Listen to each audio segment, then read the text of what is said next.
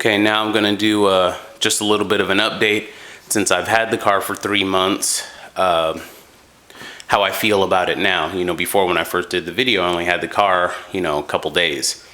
But anyway, so, oh yeah, I don't know if I showed this, it comes with 2 key fobs. Has a horn on the back, unlock, lock, and then you hold this one, the gray one, down for 3 seconds for the trunk and it'll open the trunk. So, now that I've had it for a couple months, you know, if I were to nitpick, if you will, put the key in. So anyways, let me shut that. Okay, so anyways, so I think what I don't like about it is, you know, coming from having a Chrysler, I have a Chrysler 300C, I also have another car, a Ford Taurus. Anyways, when you're in the car, let me get my lighter adapter. Oh, and there's 2 places you could charge your phone.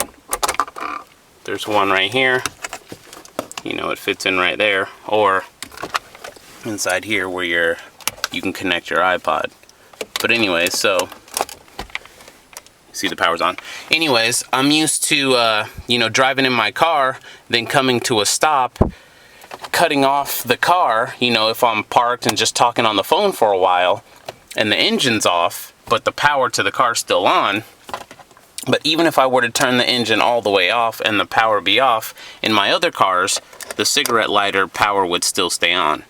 So once the car is off and there's no power, it shuts all of this off. And it was just, you know, a convenience I was used to having in my other cars. Also, if you're riding and you come to, you know, it's nice because, you know, in my Chrysler, I could take the key all the way out, and as long as I'm in the car, I still had power. You know, as long as I was in the car until I opened the door handle, then the power and the radio would cut off. Another thing is, if you turn the engine off and turn the key back and you're just sitting in the car, even if you just have the radio on, you have no power to your windows. So the car has to be, you know, in my other cars, if I was driving, parked in the parking lot and cut the engine off, but I still have the power on, you know, you could see my XM is on, and you could see, you know, the compass and the so power is on in the car. You see the power is on my cigarette lighter. So the engine's off, but you have no power to any of your controls. You have to turn the key forward just before the start position to roll the windows down. Then you turn it back, so you're in accessory, how I am now, and then you have about 30 seconds and then you lose all functionality to your windows and other stuff. I don't like that. I'm used to being able, as long as I'm in the car and the key is in, I'm used to being able to have power to these things.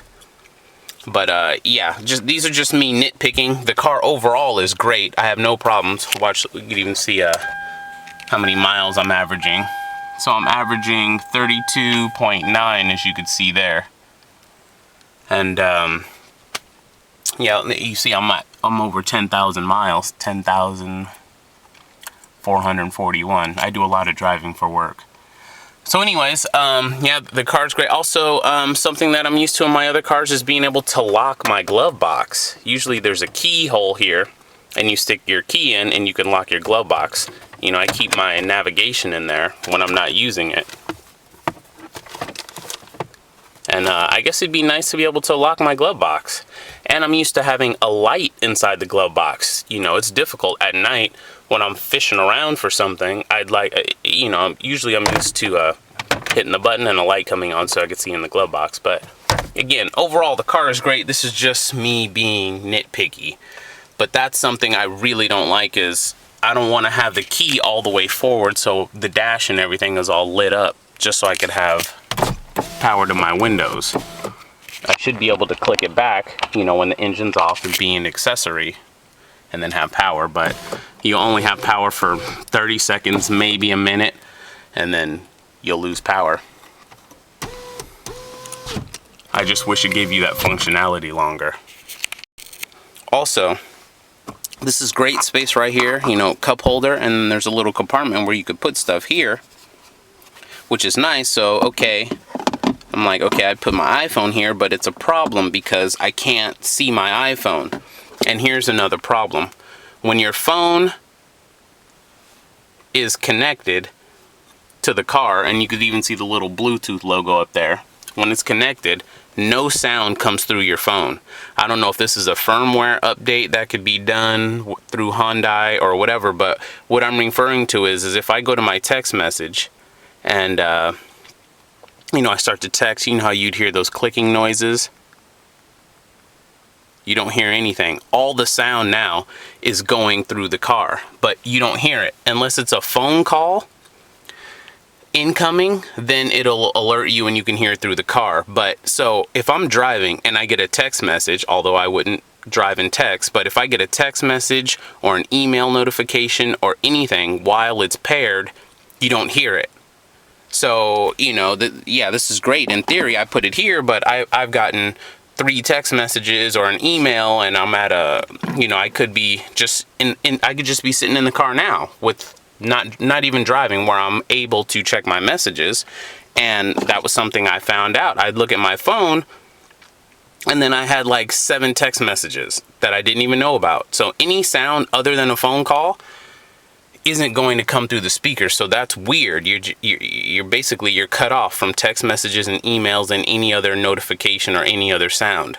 Now, if you're on a phone call and you're speaking with somebody and it's coming through the system and you get a text message or an email, all of it will come through. You'll hear it. You'll hear the text message through the speakers.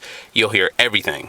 But that's only while you're on a call. So if you have your phone in your purse, or if you have your phone just, so now this cubby hole is useless to me because I can't see it. So I have it here. That way when I'm driving, I'll see the light, I'll see my phone light up, and I'll know that I have a notification that, you know, I have a text message. But, you know, text messages are so prevalent now, it's nice to be aware. You know, I can't go an hour without receiving a couple of text messages. So again, I don't know if that's a firmware update. I don't know if that's something with the iPhone specifically, or I don't know if that's something with Hyundai. I've had it, you know, it pairs to my my other cars just fine. And also in my friend's Lexus, it pairs just fine. She's even able to stream music from her iPhone to her. But anyways, I don't like that once it's paired, in here you hear no sound unless you're on a phone call or receiving a phone call. You're just cut off to all sound, and that's something that really irritates me. So I mean, that space is great. I don't use it. Would be ideal for the phone because if I have 2 drinks, usually I have a bottle of water or a cup of coffee, and you know, a soft drink, whatever. So these spaces are taken. I want to put this here. Now I can't see it. So I don't like not knowing. Okay, also something else, you know, for the trunk, I'm used to having a key lock for the trunk as well. You put in your key, lock it, and then that way if somebody breaks in the car, they can't get to the trunk. There's no key lock here. Again, overall the car is great. This is just me, you know, giving my review month after. Okay, and then somebody wanted to see the trunk space, the seating space in the back. Now I have my seat as far back as it goes, and the back is far back as well. I'm 5'9", and I have plenty of leg room. You know, no issues here. And again, my seat is very far back, you know. When my friend sits here, she's close up, and there's a lot more leg room. So the leg room is good. And there's a net on the back, but that's only on one seat.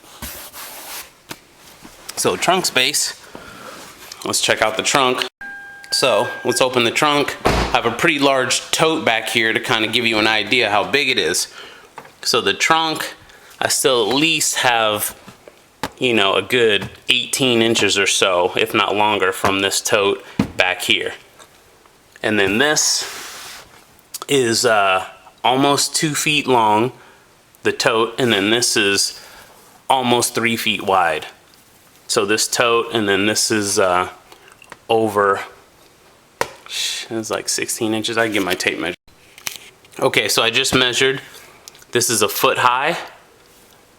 This is 34 inches from left to right.